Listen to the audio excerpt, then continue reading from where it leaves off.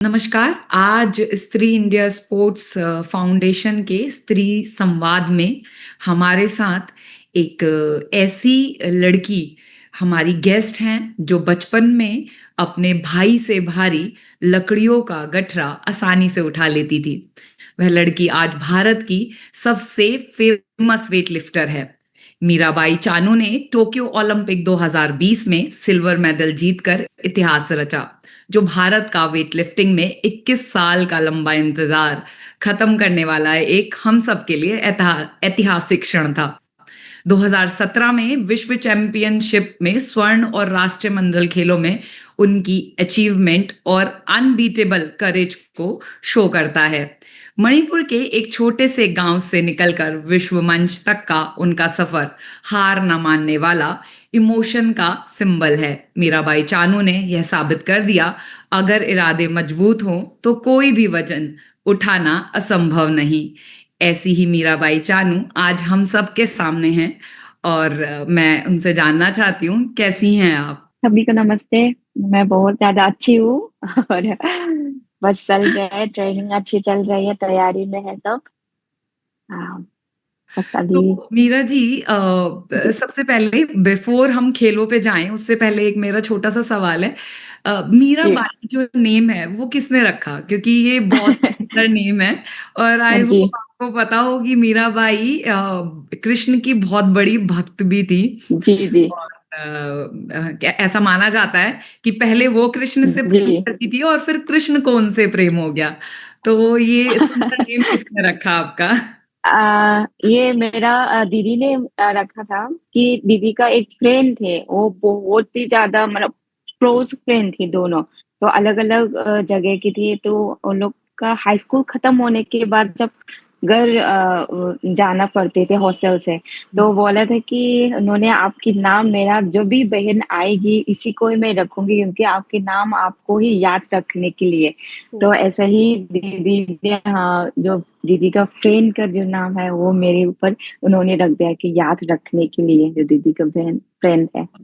तो ओके। ऐसा ही था, तो बाद में समझ में आया था कि ये मीराबाई का नाम मतलब कैसा इतना वो होता है। तो बाद में एक औरत थी, लड़की थी, वो बताया था औरत ने कि आपके नाम बहुत ही ज़्यादा अच्छा होता है और आप कृष्ण जी की भक्त है। तो मैं और भी ज़्यादा खुश होने लगा कि मुझे इतना कहानी पता नहीं थे। तो वो सुन के मुझे और भी ज़्यादा ऐसा लगा था कि मेरे नाम से ही मुझे प्यार होना है या ऐसा ही मतलब किसी चीज़ में हाँ, प्यार होना ये सब ज़रूरी है, ये सब जाना मैंने। जी। तो इतना सुंदर नाम, इतना भक्तिमयी नाम, इतना प्रेम वाला नाम और वेट लिफ्टिंग कैसे? मतलब कैसे वेट लिफ्टिंग आपने चुना? क्योंकि आप तो ये तो बहुत ही डेलिकेट सा नेम है मीराबाई। तो जी। मीराबाई सुनते हैं, मीराबाई सुनेंगे तो ऐसा आएगा कोई भक्ति भाव वाली लड़की, कोई कला, कोई आर्टिस्ट। तो कैसे कोई आर्टिस्ट छुपा है इस वेट लिफ्टर के अंदर? नहीं, ऐसे तो कुछ नहीं, बस ले वेट लिफ्टिंग को बहुत प्यार करती हूँ मैं। वैसे मेरा भाई कृष्ण जी को प्यार करते हैं, ऐसे ही मैं अलग है, मैं वेट लिफ्टिंग को बहुत ज़्यादा प्यार करती हूँ। ऐसा ही था कि मैं बहुत ही ज़्यादा लकी हूँ कि मेरा फैमिली स्पोर्ट्स को बहुत ही ज़्यादा पसंद करते हैं। मेरा 2 भाई हैं, वो फुटबॉल प्लेयर है और मेरा मम्मी भी कभी-कभी फुटबॉल खेल लेते हैं और पापा भी फुटबॉल खेल लेते हैं और मेरा 3 सिस्टर है, वो लोग भी स्पोर्ट्स में खेल तो नहीं थी पर वो लोग बहुत पसंद है स्पोर्ट्स में। तो मैं बहुत ज़्यादा लकी हूँ कि मैं ऐसा एक स्पोर्ट्स को इतना पसंद करते हैं ये फैमिली में मैं आई हूँ तो मैं बहुत ही ज़्यादा लकी हूँ। अम, एक दिन मम्मी ने मुझे ऐसा बताया था कि आपको स्पोर्ट्स में जाना चाहिए क्योंकि ऐसा लगता है 2 भाई तो फुटबॉल प्लेयर्स हैं, तो हमारी लड़की ऐसा बाहर नहीं निकलते थे। पर मम्मी बहुत ही ज़्यादा शौक है, मैं सबको बताना चाहती हूँ कि मुझे तो आज तक यहीं तक पहुँचे हैं, मेरा मम्मी की वज़ह से ही मैं पहुँची हूँ। मुझे पता नहीं था स्पोर्ट्स में जाके क्या करना है, क्या नहीं। बस मम्मी ने मुझे हर टाइम समझाया, हर टाइम बताया कि आपको स्पोर्ट्स में जाना है, फैमिली के नाम और गाँव का जो नाम है उसको आप ऊपर करना है। तो मुझे तो मम्मी ने ही पुश किया। तो पता नहीं वेट लिफ्टिंग में कैसे आ गया पर मैं पसंद करती हूँ आर्चरी में। तो एक दिन हमारी मणिपुर का खुमर लंपाक स्पोर्ट्स कॉम्प्लेक्स में मैं गई थी। इसमें ऐसे ही घूमने गई थी मैं, तो आर्चरी का हॉल भी मुझे देखना था, मुझे आर्चरी को जाना चाहते थे।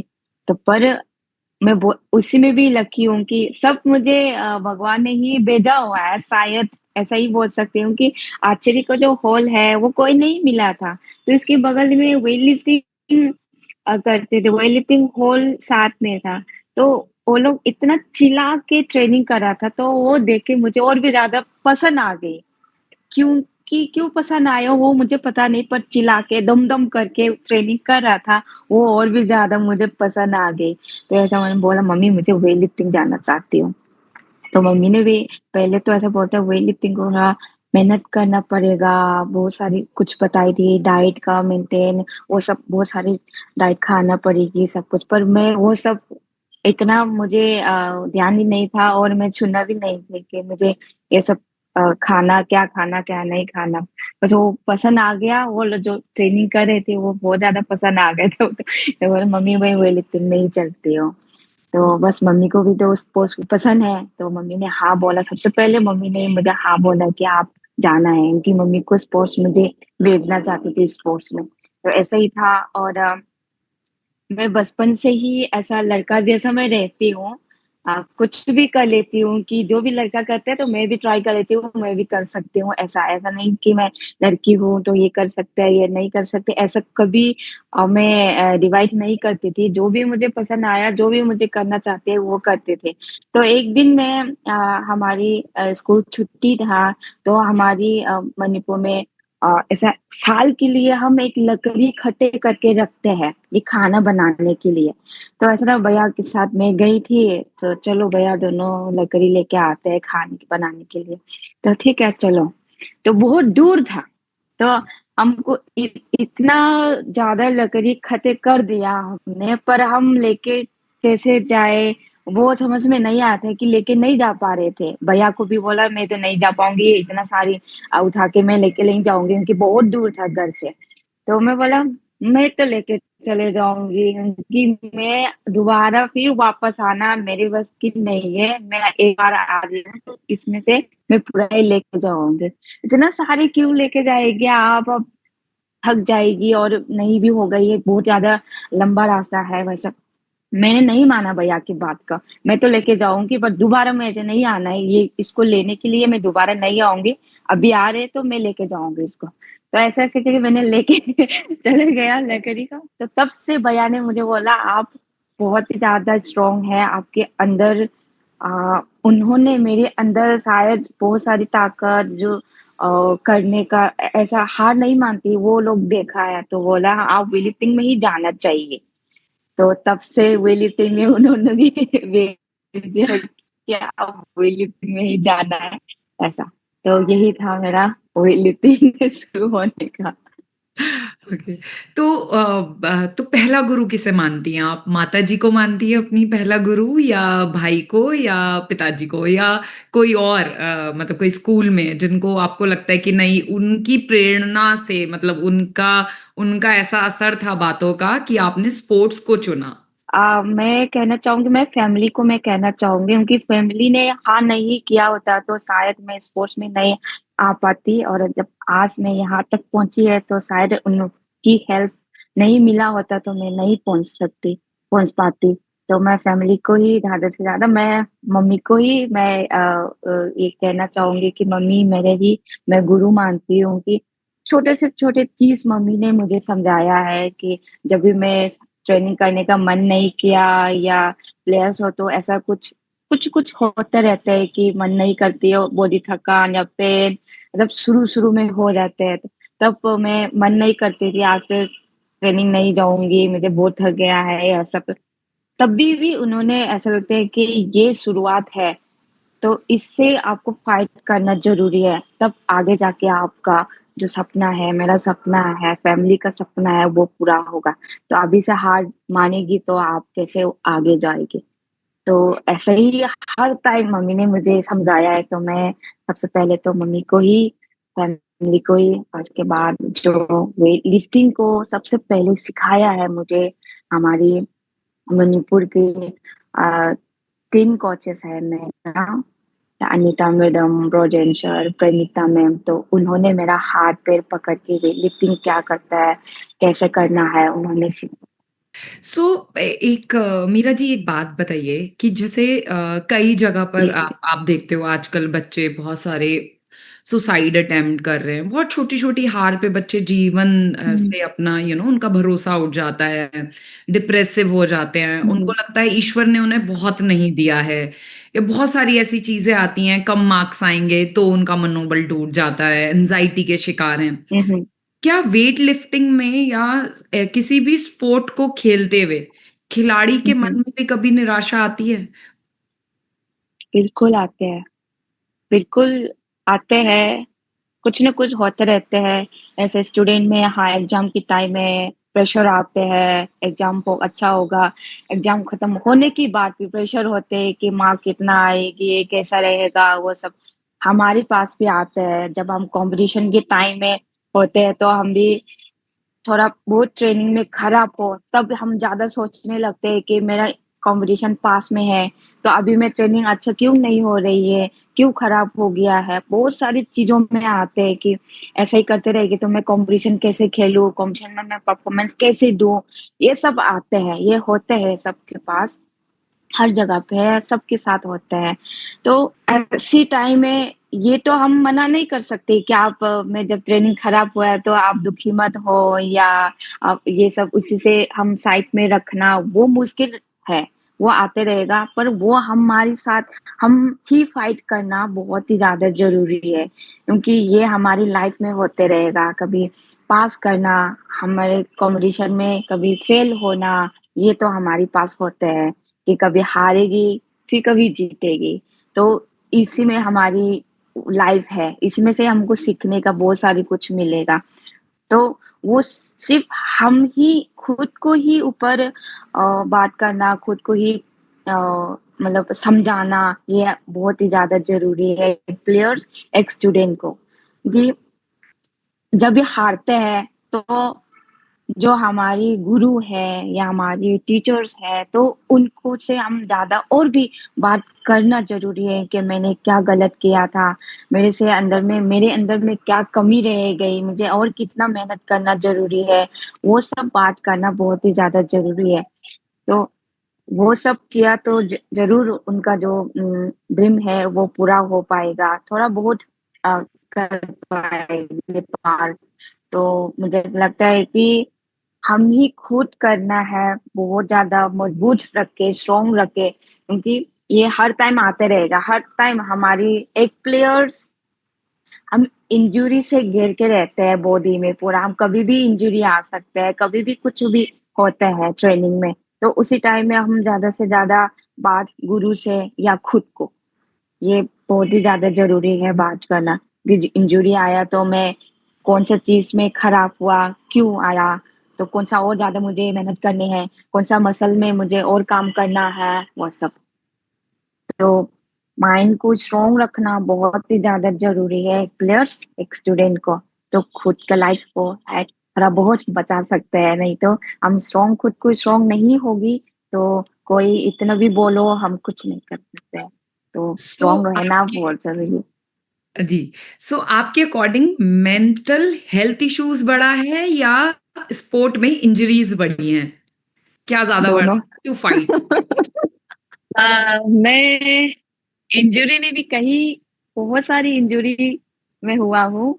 मेरे लाइफ में काफ़ी इंजरी मिले हैं, देखा है, मेरे साथ हुआ है, और उसके साथ-साथ मैंने सीखा है कि मेरा मेंटल हेल्थ को कैसे हमको स्ट्रॉन्ग करना है। क्योंकि ऐसा है ना, प्लेयर्स की लाइफ में हम हर दिन तो हम ट्रेनिंग अच्छा नहीं हो पाती।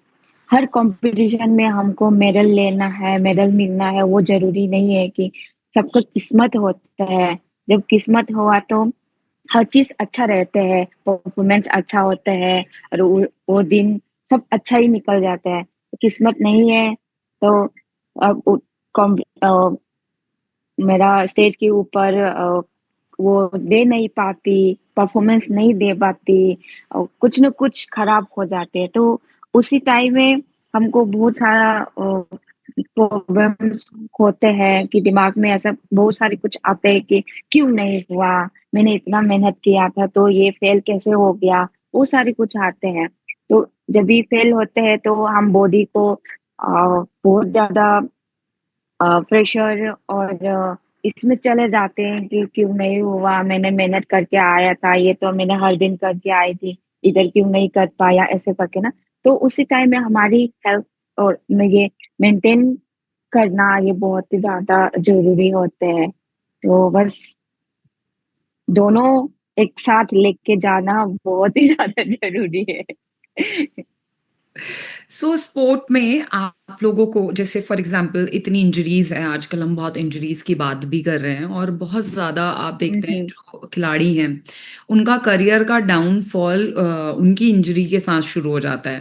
बिल्कुल। इसका प्रिवेंशन क्या है वेट लिफ्टिंग में अगर हम वेट लिफ्टिंग में बात करें और महिलाओं को इंजरी ज़्यादा होती है या पुरुषों को मतलब वेट लिफ्टिंग में महिलाओं को ज़्यादा चांसेस रहते हैं या पुरुषों को ज़्यादा चांसेस रहते हैं इंजरीज के? ऐसे तो नहीं बोल सकते कि महिला में ज़्यादा होगा या मेल में होगा, ये तो अ अ, दोनों में डिवाइड नहीं कर सकती क्योंकि इंजरी इसलिए होते हैं कि किसी-किसी का मसल में वीकनेस होते हैं ज़्यादा, तो हमको दोनों की बॉडी समझना बहुत ज़्यादा ज़रूरी है कि मेन की बॉडी में स्ट्रेंथ अपना आप हो जाते हैं किसी-किसी का और फीमेल के में बहुत सारी मसल, बहुत सारी टेक्निक को और भी ज़्यादा स्ट्रॉन्ग करना ज़रूरी होते हैं। ये दोनों का मसल अलग-अलग होते हैं। तो हम कभी मेल का जो ट्रेनिंग सिस्टम है, वो फीमेल में नहीं सकते क्योंकि वो मेल में लोड ज़्यादा दे सकते हैं, फीमेल में लोड इतना ज़्यादा नहीं दे सकती, उनकी बॉडी के हिसाब से, उनकी बॉडी की स्ट्रक्चर और उनका मसल में कितना है, इनका इंटेंसिटी कितना है, वो सब देख के देना ज़रूरी है कि इसको ज़्यादा स्ट्रॉन्ग है, इसको ज़्यादा मसल अच्छा है। ऐसा ही सोच के जो मेल में परसेंटेज जो दिया था, वो सेम फीमेल को भी दिया तो ज़रूर फीमेल में इंजरी वो जल्दी आने के चांसेस है। तो ऐसे तो नहीं बोल सकते कि फीमेल में ज़्यादा इंजरी होते हैं और मेल में ज़्यादा होता है, ये तो नहीं होती। बस उनका इंटेंसिटी जो परसेंटेज है, वो देख के देना पड़ती है फीमेल और मेल का मेल के प्लेयर्स में, तो वही है। जैसे क्या कोई अभी कोई ऐसी ट्रेनिंग है, टेक्निक्स हैं जिस पे आपके कोच काम कर रहे हैं या पिछले 10 सालों में अगर आप 10 सालों में देखें तो क्या इंजरीज़ पे साइंस ने साइंस ने क्या कोई तरक्की करी है? ख़ास तौर से वेट लिफ्टिंग के प्लेयर्स के लिए कुछ नया है? काफ़ी चेंजेस मिला है कि जब मैं शुरू से ही एनआईएस पटियाला में ट्रेनिंग किया था, तो आप सब आप पता होगा, देखा होगा कि अभी हर सेंटर में बहुत ही ज़्यादा अच्छा फैसिलिटीज़ मिला है और हर स्पोर्ट्स का भी अलग-अलग फैसिलिटी होना ज़रूरी होता है कि हमारी वेट लिफ्टिंग में अ अ, इतना जिम करने का ज़रूरत नहीं है, पर हमारी ट्रेनिंग के लिए हमको कुछ-कुछ इक्विपमेंट होता है कि हम इंजरी की आने के टाइम में क्या-क्या यूज़ करना है, क्या नहीं, वो सब। मगर अभी बहुत ज़्यादा एडवांस है, बहुत ज़्यादा इक्विपमेंट सब कुछ हमारे पास हो गया है, मिला है हमको। क्योंकि जब मैं इतने सालों में इंजरी बहुत हुआ है, तो सिर्फ़ मैं अकेले और सर के साथ रह के हम अ, कुछ नहीं कर सकते, हमारी फ़िज़ियोथेरेपी चाहिए, अच्छे से मैश्योर वाला चाहिए हमको, क्योंकि हमारी जो कोई-कोई कुछ-कुछ जगह पे सर की अ, समझाने का तरीका अलग भी होते हैं और सर की जगह कोई और मतलब फ़िज़ियो के भी बहुत ज़्यादा इम्पोर्टेंट रोल होते हैं। तो हम एक साथ होना बहुत ही ज़्यादा ज़रूरी है। तो अब भी काफ़ी चेंजेस हुआ है ये 10 साल की बीच में बहुत ही ज़्यादा चेंजेस है। हम अच्छे से फिजियो, डॉक्टर सब कुछ है हमारे पास क्योंकि हमको जो भी कहीं पर भी किसी भी टाइम में हमारी जब इंजरी होते हैं, तो तुरंत हमको देखने के लिए डॉक्टर, फिजियो सब होते हैं। तो बहुत ही ज़्यादा चेंज हुआ है, सरकार ने बहुत ही ज़्यादा सपोर्ट दिया है इनकी, हर सेंटर में इनकी इतना अच्छा सेंटर बनाया है कि सिर्फ हम वेट लिफ्टिंग है, वेट ही उठाने से नहीं होती। जो उस इसी के लिए हमारी मसल को रेडी करने के लिए हमको बहुत सारी अलग-अलग इक्विपमेंट चाहिए होती है, इंजरी से बचने के लिए भी अलग-अलग एक्सरसाइज के लिए हमको इक्विपमेंट चाहिए होते हैं, तो वो सब मिला है। बहुत ही ज़्यादा अच्छा भी है, और मुझे लगता है कि हर अभी बहुत ज़्यादा एडवांस हो गया है कि इंडिया में कोई भी इंजुरी आते हैं तो स्पोर्ट्स साइंस का अभी फास्ट हो गया कि हमको इधर पेन हो रहा है या हमको इसी डॉक्टर में लेके जाना है, तो बहुत तुरंत-तुरंत ही सब हो रहे हैं। तो ये एक प्लेयर्स के लिए तो बहुत ही बड़ा अचीवमेंट हो सकते हैं कि हमको तुरंत ही चाहिए होते हैं कि हमारे पास ट्रेनिंग का टाइम हम से ज़्यादा हम अलग के लिए हम टाइमिंग निकाल नहीं सकती, क्योंकि हमारे पास इतना टाइम नहीं होते हैं कि हम अलग एक्सरसाइज के लिए हमको टाइम निकालना ट्रेनिंग को छोड़ के, तो वो नहीं हो पाती। तो इसलिए हमारे पास ही फिजियो, डॉक्टर सब कुछ रखते हैं, तो ये हमारे लिए बहुत ही बड़ी बात होती है। आपकी लाइफ का सबसे लोएस्ट मोमेंट कौन-सा रहा है? कौन-सा ऐसा लोएस्ट मोमेंट रहा जब आपको लगा कि यार अब नहीं होगा मुझसे? एक बार नहीं 2 बार कि लाइफ है, ये तो होते रहते हैं, कुछ न कुछ चलते रहते हैं, और दिमाग में ऐसा कुछ न कुछ आते रहते हैं कि आज भी अच्छा हुआ तो सब अच्छा है, फिर खराब हुआ तो क्या करूँ? कैसे ट्रेनिंग करूँ? कैसे कमबैक करूँ? वो सब। तो सबसे पहले तो अ, मेरा 2016 रियो ओलंपिक में मेरा सबसे पहला ओलंपिक थे। मैंने इसी के लिए बहुत ही ज़्यादा मेहनत किया था। जो रियो ओलंपिक के लिए जो ट्रायल दिया था मैंने, वो से मैंने वेट किया होता तो मेरा भी रियो में सिल्वर मेडल होने वाले थे। और मेरा हाथ से मेडल निकल गए थे। मैं स्टेट्स में कुछ नहीं कर पाया था, पूरा ब्लाइंड हो गए थे मैं, ऐसा लगा था कि मैं स्टेज में जाके क्या करने जा रही है? लाइफ में पहली बार ऐसा हो रहा था कि मैं क्यों ये सब खराब क्यों हुआ? मेरा मेडल कैसे चले गया? वो सब तब मुझे बहुत सारे कमेंट भी मिले हैं, लाइफ में पहली बार ऐसा लगा था कि प्लेयर्स इतना सब कुछ सहना पड़ता है क्या? इतना सब कुछ मतलब सुनना पड़ता है क्या? वो बहुत सारे आया था।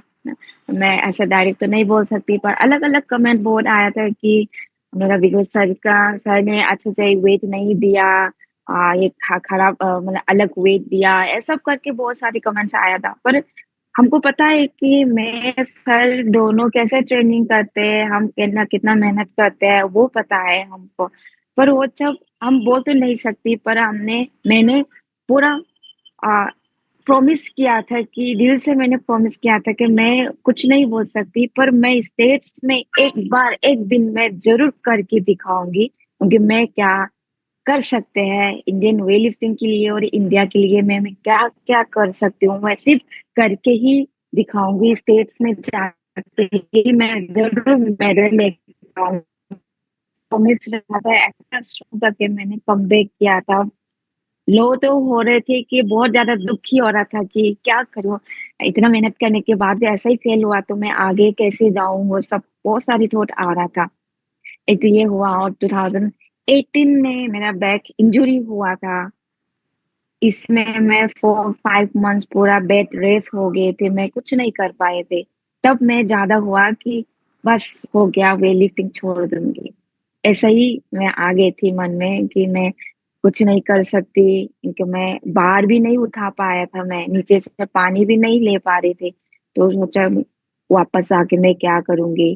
तो उसी टाइम में मैं बहुत ही ज़्यादा मतलब सब ही खत्म हो गया था कि मैंने मम्मी को भी बोल दिया कि मम्मी मैं अ, फिर से वेट लिफ्टिंग नहीं कर पाऊँगी। इतना इंजरी है, पेन है, मैं नहीं कर पाऊँगी। तो तब पूरा ही लॉस हो गया था। तब मेरा uh, Indian weight lifting federation Sahdev sir ने मुझे बहुत ज़्यादा समझाया, और विजय सर ने अलग-अलग तरीका समझाए थे कि ऐसा है, प्लेयर्स की लाइफ में ये होते हैं, हमारी माइंड को स्ट्रॉन्ग रखना है, खुद को स्ट्रॉन्ग रखना है, खुद को फाइट करना ज़रूरी है आगे जाने के लिए। तो वो सारी सभी ने ऐसा बताया था कि आप फाइट करना है, लाइफ से ही फाइट करना है आपको। तो वही बात में मैं रियलाइज़ हुआ था कि हाँ, मैं कर सकती हूँ। मैं उठ के फिर से मैं करके दिखाती हूँ। तो तब मैंने फिर धीरे-धीरे सब कुछ सीखा कि मुझे जब लॉस होते हैं, तब मुझे क्या-क्या करना है और क्या-क्या चेंजेस करना है, किससे बात करना है, मैं गुरु के साथ कैसे बात करना है, कैसे रिलेशनशिप रखना है, वो सब मैंने सब कुछ उसी टाइम में सीखा था 2018 में जब बैक इंजरी हुआ था कॉमनवेल्थ गेम्स ग्लासगो वापस आने के बाद। तो वही था मेरा सबसे लो लाइफ वही हुई थी। इसमें सब कुछ खत्म ही हो गया था कि हाँ, मैं कमबैक नहीं कर पाएगी। बस हिम्मत रख के मैंने फिर से कमबैक किया। कभी अकेलापन फ़ील होता है? कभी अकेला लगता है कि बिल्कुल होता है। कभी-कभी होते हैं कि सब लोग होने के बाद भी ऐसे कभी-कभी हो जाते हैं। मतलब ये तो शायद हर प्लेयर्स के साथ होगा कि जब हम ज़्यादा से ज़्यादा हम जब ट्रेनिंग खराब होते हैं, तब तो हमको ऐसे फ़ील होता है और जब इंजरी के टाइम में और ट्रेनिंग बिल्कुल भी अच्छा नहीं होती, तो हम फैमिली से दूर रहते हैं। तो और भी ज़्यादा ऐसा लगता है कि फैमिली मेरे साथ हुआ तो मैं ठीक होती। मेरे साथ सब लोग हैं, फिर भी ऐसा फ़ील होता है कि जब हम इंजरी या कुछ अच्छी नहीं हुआ तभी। सब होते हैं ये नॉर्मल पर्सन के ही नहीं है या प्लेयर के साथ भी बहुत कुछ होते हैं कि हम दुखी होते हैं और वो ये सब हमको फाइट कर खुद को बोलती हूँ कि मैं इधर क्यों रहा है, फैमिली से दूर रह के मैं क्या करने आई है इधर, वो सब हमको कभी-कभी भी ऐसा लगता है कि क्यों इधर इतना मुश्किल में हम सिर्फ खाना और फिर ट्रेनिंग, फिर रेस्ट, फिर ट्रेनिंग, कहीं नहीं जा सकती। डाइट भी ऐसा ही कि सर ने जो दिया है, वही खाना है। तो इस चीज़ में कोई वो नहीं चाहते कि हम ऐसा ही खा के रहो, ट्रेनिंग करते रहो, पर हमारे एक एम ऐसा है, मेरा फैमिली का एम ऐसा है कि हमको कुछ बनना है, इंडिया के लिए कुछ करके दिखाना है, तभी हम स्ट्रॉन्ग होके रहते हो। नहीं तो हम भी ऐसा लगता है कि कभी-कभी घूमने जाओ, जब वीकेंड आते हैं तो घूमने जाने का मन करता है। सब कुछ और कि बाद में हमको ही दिक्कत होते है कि है ना? तो इसलिए हम सब कुछ बंद करके चुपचाप बैठे रहते हो, कल ट्रेनिंग के लिए सोचते रहते हो। तो वही है। कहाँ से शक्ति कहाँ से इकट्ठी करती हैं आप उस अकेलेपन से लड़ने के लिए और डिमोटिवेशन से लड़ने के लिए? कहाँ से वो शक्ति लाती हैं? आ जाते हैं वैसे अ, हम इतना भी खराब हो, एक मेडल से ना हम सब कुछ भूल जाते हैं कि अ, हाँ, मान लो कि मैंने टोक्यो में सबसे पहला दिन ही मेडल लेके आया था। मैं उससे पहले 5 साल घर नहीं गई थी, लॉकडाउन हो था, हमारी चैंपियंस थी, सब कुछ कैंसल हो गया था कोविड की वजह से। तो इसकी वजह से कैंसल होने की वजह से हमको घर भी नहीं जा पा रहे थे। तो पूरा 5 साल मैं घर नहीं गई थी, पटियाला में ही ट्रेनिंग किया था टोक्यो ओलंपिक से पहले। तो वो जो 5 साल घर नहीं गए थे ना, पर एक ही मेडल से सब कुछ भूल गए थे कि मैंने इतना मेहनत किया, 5 साल घर नहीं गई थी, फैमिली से दूर थे, तो हम किस चीज़ के लिए थे? यही मेडल इंडिया के नाम को ऊपर करने के लिए। तो वही इसी से ही हमको बस मोटिवेशन मिलता है कि हमने इंडिया के लिए कुछ करके दिखाया है, इंडिया के लिए हमने मतलब इंडिया के नाम को हर टाइम ऊपर करने के लिए कोशिश किया। हम घर ना जाओ तो भी हम कोई वो नहीं करते कि हम इंडिया के लिए नाम लेके आना है। तो वो चीज़ सब मेडल लेते हैं ना तो हम सब कुछ भूल जाते हैं कि हमने कितना मेहनत किया था, कितने साल हम घर नहीं गए, कितने साल से हम घर से दूर रही हैं, सब कुछ भूल सकते सब कुछ भूल जाते हैं। तो इसी से मोटिवेशन मिल जाते हैं हमारे। तो ये बताइए पद्मश्री आपका हाईएस्ट मोमेंट था या जब आपको मेजर ध्यानचंद अवार्ड मिला, या जब आप टोक्यो ओलंपिक में आपने सिल्वर मेडल जीता, या कोई और जो हमें नहीं पता? तो आपके जीवन के हाईएस्ट मोमेंट क्या रहा जब आपको लगा कि हाँ, मतलब ये this is what is Mirabai Chanu for? ऐसा कोई मोमेंट था? अ, है 2017 में मैंने वर्ल्ड चैंपियन बनी थी इंडियन वेट लिफ्टिंग की 22 इयर्स के बाद। हमारी वेट लिफ्टिंग में इंडियन वेट लिफ्टिंग में कोई मेडल नहीं दे पा रहा था। पूरा 22 इयर्स साल हो गया था, कोई ऐसा वेट लिफ्टिंग के लिए कोई मेडल नहीं दे पा रही थी, पर मैंने 2017 में वर्ल्ड चैंपियन बनी थी। तब इतना सारे खुश हो रहा था कि सर भी बहुत ही ज़्यादा खुश हुआ, सब लोग खुश हो रहा था कि इतना सालों की बात कुछ करके क्या किया है वेट लिफ्टिंग के लिए। तो सब लोग मेरे ऊपर मतलब इतना वो लोग अ, खुद को भी प्राउड फील हुआ था कि मैंने वेट लिफ्टिंग के लिए कुछ करने का वो मिला है। तो मैं बहुत ज़्यादा खुश हुआ था। सबसे ज़्यादा मैं उसी को ही मैं कहना चाहूँगी, मेरा सबसे बड़ा अचीवमेंट भी मैं वही मानती हूँ कि मैंने 22 इयर्स के बाद वेट लिफ्टिंग के लिए जो वर्ल्ड में मेडल दिया है। तो वो मेरे लिए बहुत बड़ा मतलब अचीवमेंट है। हाँ। अच्छा, और जब आप पद्मश्री लेने के लिए जा रही थी तो कैसा फील हुआ आपको? क्या वो मोमेंट कैसा था? एक्चुअली एक्चुअली मैं पद्मश्री अटेंड नहीं किया। जी। अ, हाँ, तो पर सरप्राइज़ मिली थी, दोनों अवार्ड में मुझे सरप्राइज़ मिले थे। अच्छा। अ, जब पद्मश्री आया था, तो मैं घर पे थी, तो शाम के टाइम में मुझे दिल्ली से कॉल आया था कि आपको पद्मश्री अवार्ड में नाम आ गया है। मैं इतना खुश हो रहा था ना, इतना खुश हो रहा है मतलब ऐसा मतलब खुद को भी विश्वास नहीं हो रहा था कि वे सच में पद्मश्री मिलने वाला है मुझे। बहुत ज़्यादा खुशी है और राजीव गांधी खेल रत्न अवार्ड भी मुझे सब कुछ सरप्राइज़ में हुआ था कि मुझे पता नहीं था कि ऐसा मैंने भी कभी अप्लाई किया ही नहीं है, किसी ने कुछ मेरा कहा भी नहीं कि आप ये करना चाहिए, ये अवार्ड के लिए वो सब मुझे कुछ पता नहीं था।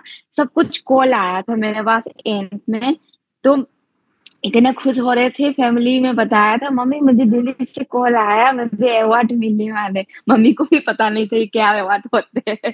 तो मैंने ऐसे-ऐसे समझाया, तो बहुत ही ज़्यादा खुश थे दोनों, बहुत ज़्यादा। और राजीव गांधी खेल रत्न अवार्ड में अटेंड किया था अवार्ड में, बहुत ज़्यादा खुश थी। अ, बहुत ही ज़्यादा खुश है कि ऐसा अ, मेरा जो अचीवमेंट है उसको सरकार ने एक्सेप्ट करके जो ऐसे अवार्ड देना, ये मेरे लिए बहुत बड़ी बात होता है। हुँ। तो वेट लिफ्टिंग में आपको क्या लगता है कि जो मतलब टेक्निक्स का रोल पावर से ज़्यादा है या पावर का रोल टेक्निक्स से ज़्यादा है? दोनों होना चाहिए कि टेक्निक ज़्यादा होना चाहिए। दोनों बराबर में होगा तो बहुत ही ज़्यादा अच्छा रहते हैं, पर सबका एक एक साथ तो नहीं मिलती और किसी-किसी का टेक्निक अच्छा होता है, किसी-किसी का पावर ज़्यादा होता है, ऐसा होता है। तो टेक्निक बहुत ही ज़्यादा रोल होता है वेट लिफ्टिंग में। वैसे snatch, clean and jerk 2 event होते हैं हमारी में। तो इसमें स्नेच जो है वो टेक्निक में हमको करना ज़रूरी होता है और क्लीन एंड जर्क जो है वो हमको स्ट्रेंथ ज़्यादा चाहिए, हमको पावर बहुत ज़्यादा चाहिए। तो इसलिए दोनों बराबर होना बहुत ही ज़्यादा ज़रूरी है। तो हाँ, किसी का टेक्निक अच्छा हुआ तो बहुत ही ज़्यादा अच्छा रहता है, पर एक प्लेयर्स एक वेट लिफ्टर के लिए दोनों बराबर होना ज़रूरी है। जैसे कि आप जानती हैं कि हम लोग आज भी कहीं न कहीं जो बेटियाँ हैं, जो स्त्रियाँ हैं, जी। समाज में उनके प्रति भेदभाव है। अगर एक घर हुँ, में हुँ। एक मेल चाइल्ड है और एक फीमेल चाइल्ड है, तो हम उस मेल चाइल्ड पे हुँ, हुँ। पेरेंट्स, खास तौर से टियर 2, टियर 3 में और टियर 1 में भी बहुत जगह उस मेल चाइल्ड पे ज़्यादा माँ-बाप फ़ोकस करते हैं रादर देन फीमेल चाइल्ड में। हुँ, हुँ। आपको क्या लगता है हुँ, कि हुँ। समाज को और हमारे समाज को कोई आप मैसेज देना चाहते हैं फीमेल चाइल्ड के लिए कि वो को बिल्कुल। भी इक्वली ट्रीट करे? अभी भी मुझे लगता है कि चल रही है ये अभी भी हम इतना मतलब ये सब किया है कि लड़की-लड़का दोनों एक बराबर होना चाहिए, लड़की को ज़्यादा ध्यान रखना ज़रूरी है। वो सब हम इतना भी बोला है, हमने दिखाया भी है, हम लड़की होने के नाते मैंने सब कुछ बताया कि हम भी कर सकते हैं इंडिया के लिए या हम कोई भी प्लेटफ़ॉर्म में जाके हम कर सकते हैं।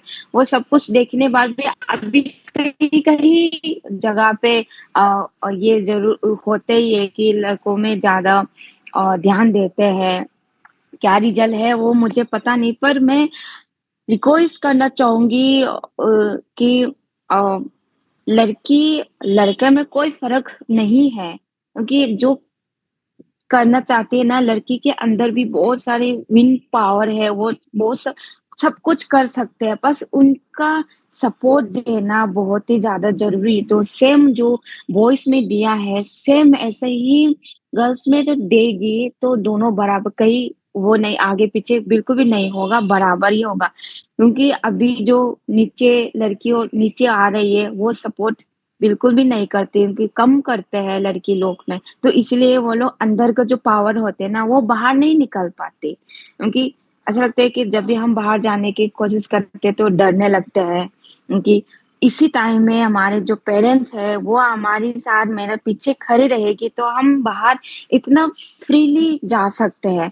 तो मैं ज़्यादा से ज़्यादा पेरेंट्स को ही मैं ये कहना चाहूँगी कि एक उनका जो भी कोई भी बेटा हो या बेटी हो आगे जाने के लिए उनका लाइफ में फ्रीडम रखने के लिए पेरेंट्स का बहुत ही ज़्यादा ज़रूरी है। कोई भी किसी ने कुछ भी बोलो, पेरेंट्स हमारे साथ रहेगी तो हम सब कुछ कर सकते हैं, कि जो भी हमारे मन में आता है, सब कुछ कर सकते हैं। पर पेरेंट्स हमारे साथ नहीं खड़ी होगी तो हम कुछ नहीं कर सकते, करना चाहो तो भी हम नहीं कर सकते। तो प्लीज़ पेरेंट्स जो अपना बेटी ने जो भी करना चाहते हैं, कहीं पे भी स्पोर्ट्स में हो, पढ़ाई में या कोई भी जॉब में, प्लीज़ हेल्प कीजिए और उनका जो ताकत है ना, एक बार उनके साथ होके देखिए कि हम क्या-क्या कर सकते हैं। तो प्लीज़ मैं ज़्यादा से ज़्यादा लड़की लोग को ही ध्यान रखिए अभी से ही क्योंकि सबको पता है कि बॉयज़ में ज़्यादा ध्यान रखते हैं, तो प्लीज़ अभी एक बार अपना बेटी को ध्यान रखिए, उससे क्या चाहते हैं, एक बार पूछ के देखिए कि वो लोग सब कुछ कर सकते हैं। हम हमारे पास फैमिली में खड़े रहेगी तो हम बहुत कुछ कर सकते हैं। तो प्लीज़ पेरेंट्स आपकी बेटी को एक बार टाइम दीजिए, उनको क्या चाहते हैं, क्या नहीं, वो सब आप एक बार पता करके उनका लाइफ़ को बहुत अच्छी तरीके से मतलब समझ लीजिए, तो हम बहुत कुछ कर सकते हैं। तो प्लीज़ अभी हमें सारी पेरेंट्स को मैं यही कहना चाहूँगी कि प्लीज़ बेटी के ऊपर भी ज़्यादा से ज़्यादा ध्यान रखिए। तो खेलों में आपको ऐसा लगता है कि महिलाएँ अभी भी जैसे कि आपने बोला कि सुरक्षा एक तरीके से बाहर समाज ने महिलाओं के लिए पैदा करी हुई है। हुँ, हुँ। कहीं न कहीं इसलिए भी पेरेंट्स डरते हैं। तो अभी आपको क्या लगता है 5 सालों में इस असुरक्षा में कोई बदलाव आया है या और अगर हम विदेश से कंपेयर करें जो अदर कंट्रीज़ हैं, हुँ, वहाँ हुँ। महिला सुरक्षा और भारत की महिला सुरक्षा में कोई अंतर आप देखते हैं कि क्या वहाँ ज़्यादा सुरक्षित माहौल है, हमारे वहाँ सुरक्षित माहौल कम है? अ, अलग-अलग जगह के अलग-अलग सिस्टम होते हैं वो तो, पर इंडिया में भी अभी-अभी हमने 5 साल जब हम मेडल लेके आते हैं, तब शायद जो चेंजेस मिला है। अभी-अभी मैंने काफ़ी वेट लिफ्टिंग में भी काफ़ी चेंजेस भी देखा है, कि पहले वेट लिफ्टिंग में कोई ऐसा फीमेल आती नहीं थे प्लेयर्स, पर अभी मणिपुर में जो मैंने शुरू किया है, मेरा जो सेंटर है, उसमें काफ़ी प्लेयर्स हैं, वो भी फीमेल, तो वो सब चेंज किया है, तो बहुत अच्छा लगता है कि देख के हाँ, ऐसा लगता है कि वो लोग भी जो सोच है, वो चेंज में आया है। पर अभी भी मुझे लगता है कि कहीं-कहीं जगह पे लड़की लोग को बाहर निकलने का सुरक्षा वो अभी भी कमी है। तो वो चीज़ सोच के ऊपर होते हैं कि क्या सोचते हैं वो मुझे पता नहीं पर उन सबको ये जोश जो हमारी सोच है उसको चेंज करना बहुत ही ज़्यादा ज़रूरी है कि लड़की को फ्री होके बाहर ने का मौका मिले और उनको जो भी करना आते हैं उनको फ्रीली अ, करने का टाइम मिले। तो बस ऐसा तो नहीं लग सकती थी कि हर जगह पे ऐसा होता है, पर कहीं-कहीं ना कहीं तो जगह पे हो रही सुरक्षा नहीं है। तो प्लीज़ उनका जो सोच है थोड़ा-सा निकाल के अलग करके सिर्फ़ हर लड़की के ऊपर जो गलत सोचते हैं, वो सबको ना सोचेगी तो हम बहुत कुछ कर सकते हैं इंडिया के लिए और बहुत ही अच्छा कंट्री भी हो सकता है। एक आखिरी सवाल और फिर हम यहीं पर अपनी बातचीत को का समापन करेंगे। किस एज जी। में ख़ास तौर से गर्ल चाइल्ड के लिए मैं पूछना चाहूँगी, किस एज में लोगों को अपनी बच्चियों को वेट लिफ्टिंग स्पोर्ट में डालना चाहिए? कि वो अ, लेवल तक खेल पाए और इंटरनेशनल लेवल तक और ओलंपिक तक जा पाए क्योंकि एक सर्टेन एज के बाद सबको रिटायरमेंट लेना पड़ता है। तो वो एटलीस्ट 2-3 ओलंपिक तो खेल ही पाए। तो इन दैट हाँ, हाँ। हाँ, फिर प्लेयर्स के लिए सब हाँ, वो तो सबकी लकी होते हैं कि 3-4 ओलंपिक पार्टिसिपेट करना बहुत अच्छी बात है, जब उनका किस्मत अच्छा हुआ तो, लकी हुआ तो। तो मैं भी 3 ओलंपिक खेली हूँ, बहुत ही ज़्यादा अच्छी किस्मत है मेरा। और हाँ, वेटलिफ्टिंग में हर स्पोर्ट्स में मैं बोलना चाहूँगी कि ऐसा कुछ नहीं कि एज में ये कम एज से ट्रेनिंग शुरू किया तो उनका बॉडी में खराब होगी, वो नहीं कर सकते। मैंने और सर ने हमने चेंज किया है उन सबको कि जब बाहर आप जाओगे ना तो सब कम एज से ट्रेनिंग करना शुरू करते हैं। तो हमने शुरू किया है, सर दोनों ने शुरू किया है, विजय सर दोनों ने, कि इधर ही मैं अभी जो ट्रेनिंग कर रही है मोदी नगर में, इसमें हमने वेट लिफ्टिंग वॉरियर्स करके हमने अकादमी सेंटर बना हुआ है। इसमें अलग-अलग स्टेट के खास नॉर्थ ईस्ट के, असम से है, मणिपुर से भी है, महाराष्ट्र से भी है, तमिलनाडु से भी है, सब साउथ के भी है बहुत सारी प्लेयर्स हमने 8 टू 7, 8, 13 इयर्स की जो भी इसके बच्चे हैं, वो हमने अभी से ट्रेन करना शुरू किया है।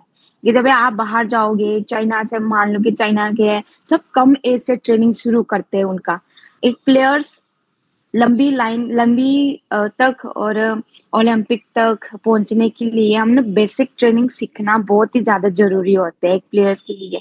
ऐसे ही बीच में आके 10 साल के बाद ऐसा ट्रेनिंग करके एकदम से हम ओलंपिक पहुँचना है या गेम्स में जाना है, वो कोई बता भी नहीं सकती कि बोल भी नहीं सकती ऐसा बिल्कुल भी होते भी नहीं है।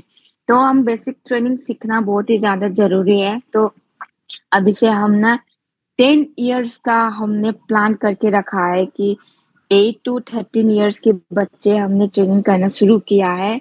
आने वाली 2036 ओलंपिक में हमको और ज़्यादा इंडियन वेटलिफ्टर को ज़्यादा पार्टिसिपेट करे, तो हमने चेंज किया है।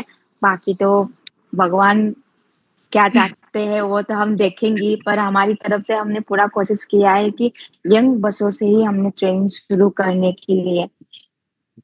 ज़्यादा यंग हुआ तो हाँ, ठीक है, पर 7-8 से हम ट्रेनिंग कराना शुरू होना चाहिए, हर वेट में, हर स्पोर्ट्स में। तो ऐसा कोई वो नहीं प्रॉब्लम भी कुछ नहीं रहेगा और उनका लाइफ में भी अच्छे तरीके से जो बेसिक है, जो मसल वो सब रेडी करके जाएँगे तो ज़रूर लॉन्ग टाइम ट्रेनिंग में बहुत ही ज़्यादा अच्छा रहेगा, उनकी लाइफ को अच्छे से करेगा और ओलंपिक भी हाँ, ओलंपिक तो ज़रूर उनका किस्मत जो है अच्छा रहते हैं, ओलंपिक में पार्टिसिपेट करना या बहुत बड़ी बात होते हैं एक प्लेयर्स, तो बस बाकी तो मेहनत करना है, तो बस बाकी देखेंगे क्या-क्या होने वाला है, क्या-क्या होगा और हमारी तरफ से तो पूरा कोशिश करेंगे जो-जो हमको क्या-क्या बच्चों के साथ करना है सब कुछ, तो बस कम एज से शुरू करेंगी तो बहुत ही ज़्यादा अच्छा रहेगा उनकी लाइफ में। तो वेटलिफ्टिंग वॉरियर्स की सभी बालिकाएँ और बालकों को बहुत-बहुत बधाई कि आप मीरा चानू जी उन्हें ट्रेन कर रही थैंक हैं यू और मैम। वो ये उनके लिए बहुत सौभाग्य की बात है and wish you very good luck कि थैंक यू मैम। 2026 में होने वाले ओलंपिक में आपके सानिध्य में वो सारे बच्चे और बच्चियाँ बहुत सारे जी, मेडल जीते और हम भी थैंक यू उसका सो मच गवाह मैम। बने। जैसे हम आपके थैंक यू, ओलंपिक में सिल्वर मेडल के गवाह बने और आपकी उपलब्धियाँ इतनी हैं कि उनके बारे में अगर हम बात करें, जिस तरीके से जिस मेंटल स्ट्रेंथनिंग से, फिज़िकल स्ट्रेंथनिंग से आप आगे बढ़ी हैं, अगर उनके बारे में बात करें तो आई थिंक पूरा दिन कम पड़ जाएगा और